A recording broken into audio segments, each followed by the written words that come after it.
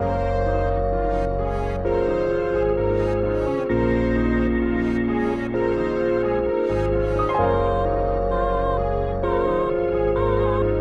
what it is. It's basketball. It's not a f***ing soft sport. I love it, Gabe. I love it. Ladies and gentlemen, welcome to the NBL Pocket Podcast, NBL20 team previews. We're moving on to the Melbourne United. Let's kick things straight off with the fan-based mindset. You can hear it in the background. This is Ego Is Not a Dirty Word by the Skyhooks. This is from their second studio album released in 1975. It was titled Ego Is Not a Dirty Word. My favorite thing about this song is the line, "If Jesus had an ego, he'd still be alive today."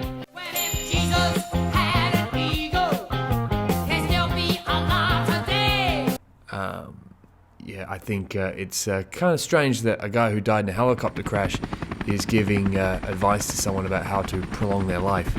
And besides, who dies in a helicopter crash post April 30, 1975, into the Vietnam War? Shirley Strawn, I guess, is one. Why did I choose this song? Melbourne United, you got a hell of a team. Hell of a team that Vince Crivelli and others have spent a lot of money on. And you know who I'm talking about. And don't be afraid to really think highly of this team because they're going to be good. They're a member of what I call the Big Three, along with Perth and Sydney. Let's jump in and have a look at who they acquired. We spoke about them just a second ago. Trimble, Sean Long, Casey Prather. 3 new imports. All an NBL second teamer, an NBL first teamer, and an NBL first teamer from years ago. They also brought in Shea Illy, JLA, and Jack Purchase, losing the guys who didn't make it: Craig Moller, Venky Joyce, Casper Ware, obviously, DJ Kennedy, Josh Boone, Peter Hooley, who's now a commentator. Let's have a look at consistency watch. Why do we look at this? Stability births consistency. Consistency creates culture. Culture breeds winning in the NBL. Just ask the Perth Wildcats. That's why we study this. 6 of 12 roster spots have changed over. That's 50%. That's tied for 5th and 6th for the least personnel movement. So they're around just sub-middle in this category. 3 starters departing, which is high. I mean, as much as they've got the 50% of the roster change, that doesn't take into account how many actual starters they've changed over. Obviously, it's a lot more impact if you bring in a new starter to a bench player. 3 of them changing out, and it's their imports. Ware, Kennedy, and Boone. No coaching changes. Dean Vickerman is back, and that counts for extra points. So maybe those two equal each other out. Let's jump on and have a look at the rotation. Starting lineup in an ideal world for them is Sean Long, David Barlow, Casey Prather, Chris Golding, Mello Trimble. Coming off the bench, Pledger, JLA, great nickname by the way, Towie Smith-Milner, McCarron, and Shea Illy. So pretty strong rotation and depth chart there. I really couldn't point too many holes in there. Smith-Milner, I mean, he's not really a small forward. He's more of a power forward, but that's the way they're going to line up. They're the guys they're going to go to with confidence, I think. Let's have a look at last season's record and where they placed. Last season, they were equal with Perth and Sydney on 18 wins, 10 losses. Good enough for second place when percentage was taken into account. Let's have a look at their over-under. Okay, these over-under projections are brought to you by topsport.com.au, one of the better NBL betting sites. They've got damn near every category. I think they're the only one that does this, over-unders. They've got them at 17.5 games. The NBL Pocket Podcast pick on that, I'm taking the over. They're really good. They're a really good team is the dumbest answer to the stupid question. As I do, I like to slim this down to a simple question. And the simple question to figure out the over-under is this team as good as last year? Will they win 18 games? And my answer to that is yes. I think they're as good, if not better. They've upgraded. Trimble, all NBL second team last year, is a downgrade from Casper Ware. I don't think anyone would deny that. How great of a downgrade is what's debatable. I think quite considerably. Casey Prather was an All-NBL first team in 2017, has struggled with injury thereafter, but I think is still an upgrade on DJ Kennedy, and I think most would agree with me there. Sean Long, All-NBL second team, is a major upgrade from Josh Boone. Very different players, so it is difficult to compare them, but I just think Josh Boone, Sean Long moves the needle for me, most definitely. Why else do I like the over on this? Chris Goulding is returning from an injury that he had last year and from a confidence-boosting FIBA World Cup. There was an article recently, and I apologise to the writer because I have forgotten who it was, but the quote was that he and Nick Kay were asked, and Goulding said he's seeing things slower in the NBL. The NBL has slowed down for him coming back from FIBA, and that really stood out to me as a great quote. I really thought that's exactly what's going to happen. I think last year he looked rushed. A lot of shots off one foot and sliding to one side, which is his style, but I think having that FIBA World Cup experience, he's going to see things slower and do better. The other reason, Mitch McCarron, now 27 years old and experienced, potentially enters his optimum prime. Optimum prime. He was good last year, no doubt about that, and a great defender at his position. Bit of a sort of struggle in the rotation as to where he's going to come into things, Mitch, but he's now got that push into a really good part of his career and is a sneaky sixth man pick if you're playing along at home. The other reason I like him is the strong bench, as I said. Illy's a quality backup. McCarron will presumably come off the bench, maybe not, but even if he doesn't and Chris Goulding does, that's even better. And then Pledger, these guys, they give a lot. And I really like the new kid, JLA. Title odds. Top Sport, but I believe Sportsbet as well, have them first at $3.10. Sydney a second, $4.80. So, see there, big difference. The bookmakers are very, very fond of this team. Let's look at their highest ranked MVP candidate. So, their top candidate is tied fourth with Bryce Cotton. It's Melo Trimble on $9. And then they've got someone tied on 6 with Mitch Creek, and it's Sean Long at $12. And then 10th, just behind Tarico White, is Casey Prather on $20. So they've got 3 players in the top 10 MVP candidates. Now, those numbers were given out before the injuries to Prather. But I think, nonetheless, depending on how many time he misses, he's still in that MVP conversation. Considering if you even look at like a Lamar Patterson last year, who was not a part of the entire season and was still in that conversation. Let's look at their import rank. Now, the way I did this was I wrote down every import in the league, who they played for, and I just went through and did a bit of a fantasy draft while also referring to their MVP numbers, ultimately going with my gut as to who I thought was bigger and better, but trying to keep it semi-impartial by taking into the MVP ranks into account. For that reason, I had Sean Long as the number 4 import in the league, Melo Trimble number 7, and Casey Prather number 5. Long, Prather, Trimble, in that order. They rank as the number 1 import talent rank. I don't think many people would disagree with me there. Let's jump on to local rank. I had them second. Chris Goulding at number 4, Mitch McCarron at number 11, and David Barlett at the number 14 best locals in the NBL. So 1 plus 2 equals 3. That's their total talent rank, and that ranks them first by a long way. To put it in perspective, let me get my book.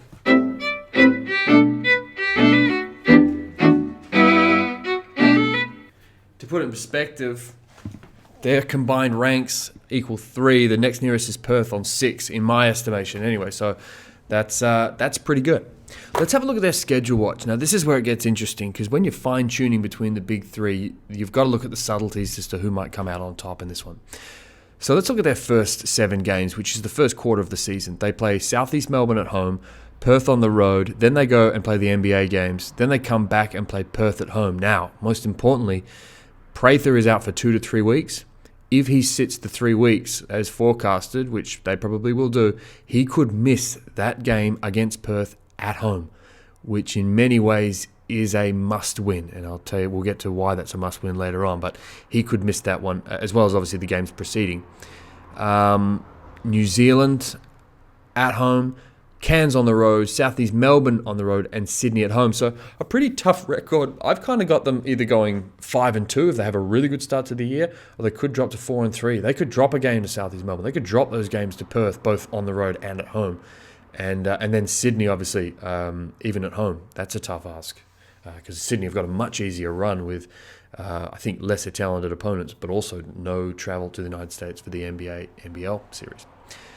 Let's look at back-to-back watch. We're still in schedule watch. Let's look at who they catch on a back-to-back. So these are all the games they catch an opponent that has played 2 games in a round. It's 1, 2, 3, 4, 5, 6, 7 in total. They catch Perth on a back-to-back October 20, New Zealand October 26, Cairns October 28, Brisbane December 29th. On that day, Melbourne are also on the second game of back-to-back.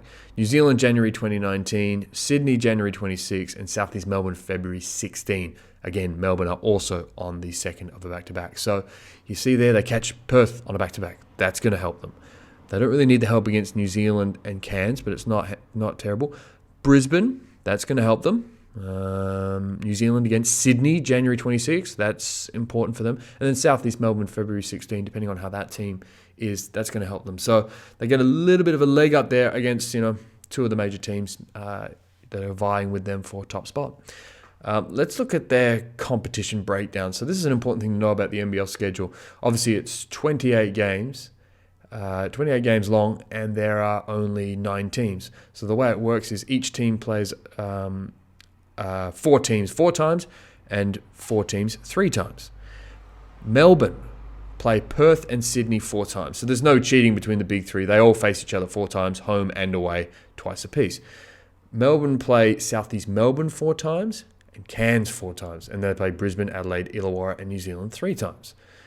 We'll compare that with the other big 3, or the other 2 members of the big 3 in a moment. But just keep that in mind, that the Perth and Sydney are off the table, but Southeast Melbourne and Cairns are what's going to separate them from the others. Let's jump on to the 3 biggest questions for this team. I've actually got 4, but I could have just not said 3, but I did. Biggest question is, are they healthy?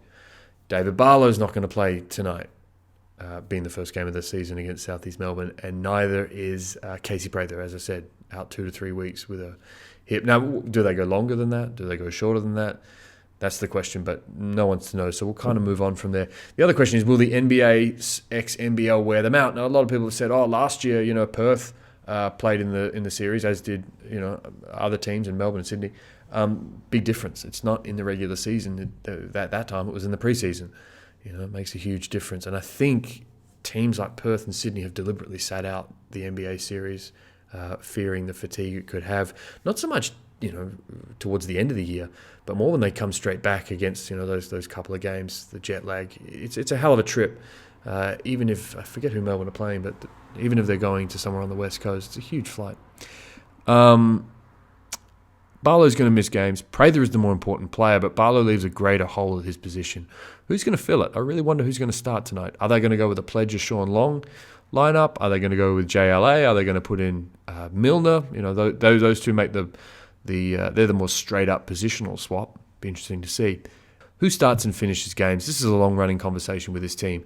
My hope is that it's Sean Long, Casey Prather, Chris Golding, Mitch McCarron, Mello Trimble. That's their most talented lineup. I could certainly be talked into Barlow being in there and sliding McCarron to the bench and not having him finish games.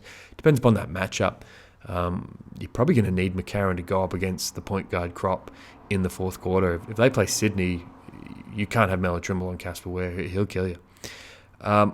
Third biggest question for this team is, and this is a really good experiment for the NBL and Melbourne United and a couple of other teams, do 2 All-NBL second-teamers equal 1 NBL first-teamer? Essentially, this team has traded out Casper Ware, an NBL first-teamer, for 2 second-teamers on teams that didn't win a heck of a lot of games last year. Casper Ware accounted for 27% of Melbourne's scoring last year. I believe that's a combination of both scoring and sort of assist and things. They are huge shoes to fill, and he is the best perimeter defender in the NBL, maybe sharing that title with Damian Martin, but certainly the best 2-way player, guard or forward, I would think. How is Mello Trimble going to fill that position? Him and Prather, how are they all going to create a patchwork to fill that up? There's a police car going by. Fourth question. Can they claim top spot? They'll need to win the title. 32 of the last 36 grand final matches have been won by the home team, dating back over a decade. And this is where it harps back to going back to who plays what teams 4 times and 3 times. Every team plays 4 teams 4 times and 4 teams 3 times. The big 3 all play each other 4 times. Perth play, so remember now, Melbourne had a different schedule. So Perth play Brisbane, Adelaide 4 times, as well as Melbourne and Sydney. Sydney plays Southeast Melbourne and Illawarra 4 times. So not Brisbane and Adelaide. They only play those guys 3 times apiece. Melbourne, as I said before, play Southeast Melbourne and Cairns 4 times. So you have to ask yourself that question, whether you're a Wildcat fan, Sydney King fan, or more than likely listening to this, a United fan. Would you rather play Brisbane and Adelaide 4 times like Perth do? Southeast Melbourne and Illawarra like Sydney do? Or Southeast Melbourne and Cairns like Melbourne do? Me personally, I put the difficulty ranking from Perth the most difficult. I think Brisbane and Adelaide are going to be right in that 4th, 5th spot. Second, I put Melbourne. I think Southeast Melbourne are good. And then the conversation is who's better out of Cairns and Illawarra. And I'm probably giving this away, but I actually think Cairns are the more competitive team, especially travelling there. It's further to go, for one. And 2, I think they're going to be a better team than Illawarra. There, I said it. So yeah, that's that. I don't think the draw will matter as much as people maybe think. Obviously, Perth getting Brisbane and Adelaide, you'd think, oh, well, they're in big trouble to get top spot. I'm not so convinced of that. I could certainly be swayed to it, but I think more than anything, Perth have a fortress out there in Perth in the West. In NBL19 at home, Perth went 14 wins, 2 losses. They were to Sydney on a last-second shot from David Ware, of all people, and then just a shit-the-bed loss to Cairns. And then the other one, and then Melbourne, on the other hand, at home, went 12-4. Doesn't sound like a huge difference, but it's double the amount of losses at home. That's without Southeast Melbourne in the competition. And that's my kind of thought here. Southeast Melbourne may become very, very tight friends with Perth, depending on how they play this year, because Southeast Melbourne play them 4 times. If Southeast Melbourne kind of jump over Adelaide and Brisbane as that 4th spot and are a real contender and pilfer a few games from Melbourne United at home, Perth are going to be very, very happy with that. It could be a competitive rivalry that's messing up with Melbourne's home court advantage mojo. And you can't have that. Not if you want top spot, not if you want to win the championship. I don't think it's going to affect their over-under regular season win. I think Melbourne is still going to get there. But as far as title chances, if they don't have top spot and they have to travel to Perth, who I think are going to finish 2nd, maybe 3rd, and be in that conversation for the grand final, they need top spot.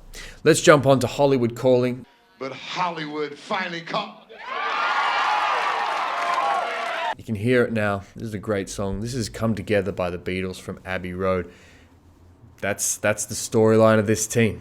Can they come together? See what I did there? Can they do that? Or will they go their separate ways? Will there be a Yoko in the locker room, trying to do weird, funky stuff, experiment too much? Really falls on the head of Dean Vickerman to pull them all together. And I'm really hoping for a turnaround for Chris Goulding. Thank you very much for listening. Rest in peace, Shirley Strong.